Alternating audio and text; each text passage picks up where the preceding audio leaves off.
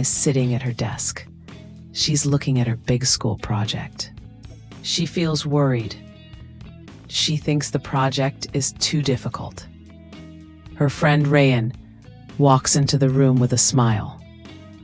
This project is too big. I can't do it. Let's go ask Grandpa Ben. He always knows what to do. Emma and Rayan walk to the garden to find Grandpa Ben.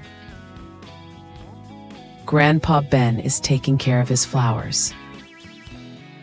Grandpa, my school project is too big.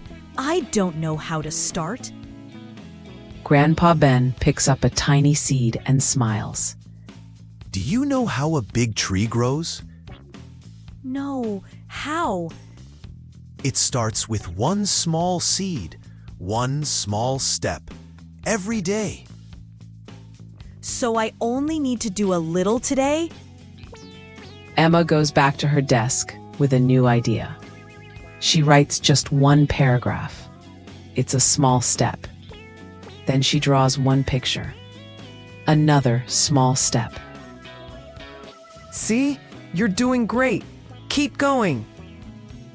Day by day, the project gets bigger and better. After 3 days, Emma finishes her whole project.